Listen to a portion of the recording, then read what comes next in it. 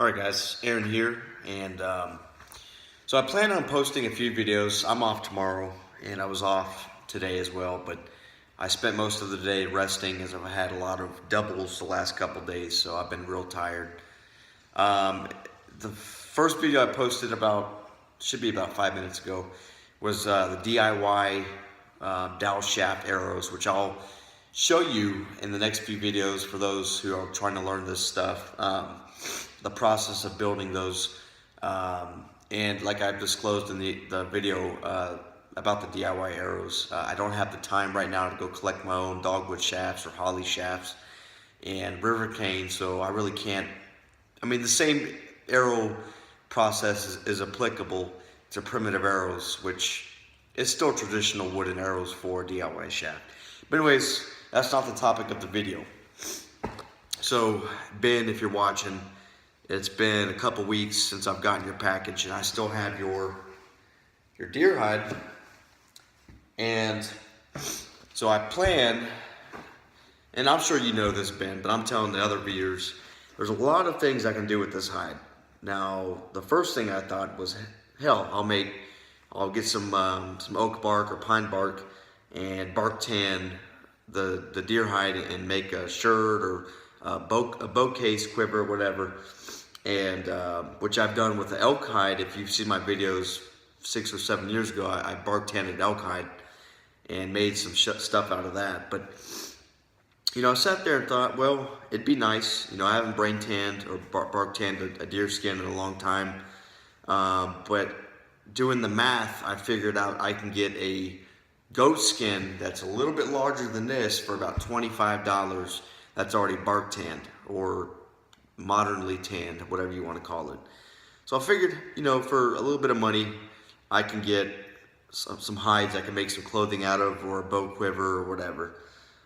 So I'm gonna not do that with this hide. Now, of course, if I were practicing some of my primitive skills, I could use this hide in its entirety to boil and purify water or to cook food. You know, it's one of the things people don't know about is that you can actually boil water and reuse this hide multiple times to boil water using stones. And you would just simply dig a depression in the ground, and you would use pegs to keep the hide stretched. And of course you would use the flesh side for the cooking pot itself, the actual rawhide side. And you fill it with water, and you would use hot stones, you know, golf ball. Basically, from what I've seen through my experiments, is that a softball-sized stone that's been heated for 2 to 3 hours to where it's red hot will boil a gallon of water for about 15 minutes. So you can purify water within 30 minutes using 1 or 2 of those size stones in a hide. And then when you're finished using that or purifying your water to drink safely or to make a stew, you would just shake out the hide and you would let it dry or whatever so it wouldn't rot, and then you would simply reuse the process again. I've done some stone boiling in some hides before when I was living in Florida, and it kind of is a shameful waste of the hide because after a while the hide starts to deteriorate from the heat.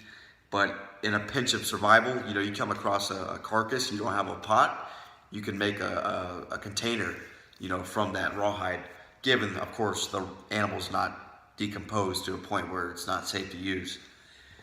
But I'm not going to do that. I'm not going to take this hide and boil water with it. Why? Because I know how to do it, and I don't want to waste a hide like that. So the other 2 things I was thinking about doing with this hide, well, first thing I'm going to do is probably tomorrow I'm going to soak this hide. I got some wood ash from my fireplace, and wood ash is a natural lye when mixed with water. That'll help loosen up the hairs. Now, another method you can do in a primitive situation is take the hide and tie it down in a fast-flowing creek with the hair side facing towards the flowing water. That'll help loosen up the hide after about 24 to 48 hours, and you can just pull the hair out in chunks. But I have a bucket, a plastic bucket. I'm going to soak in this deer hide with some wood ash, and I'm going to dehair it. And then for my rawhide usages, I don't remove the epidermis. Some people do. I leave the epidermis on. And of course, thanks to Ben, it's already fleshed.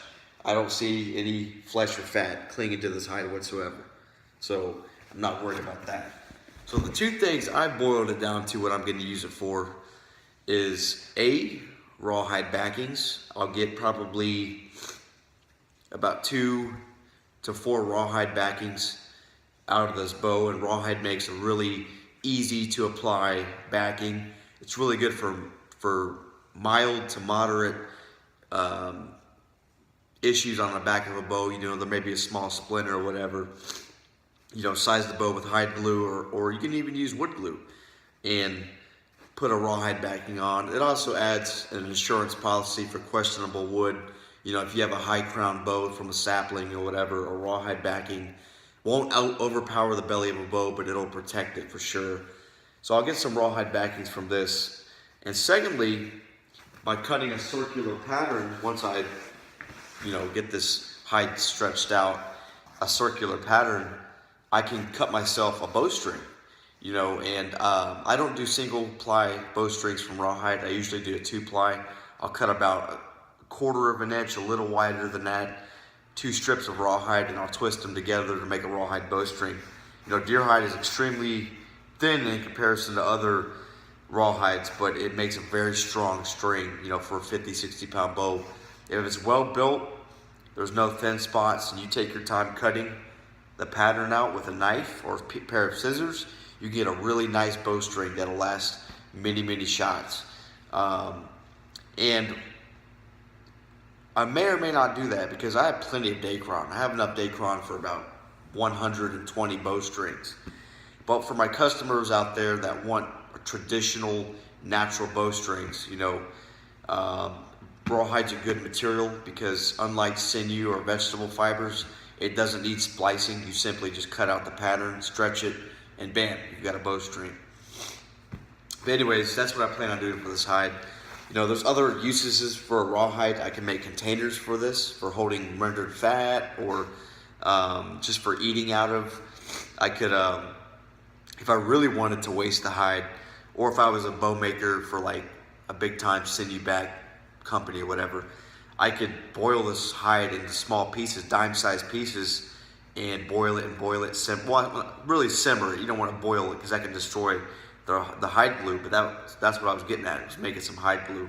So containers, rawhide backings for bows, cordage, a cooking container, eating container, storage container, and a variety of other things. And I'm probably going to keep the hair and just do something with it. I'm not sure. And but yeah, it's 2 o'clock in the morning, guys, and I'm just still wired up on coffee, so I just thought I'd do a video. All right, guys, take care.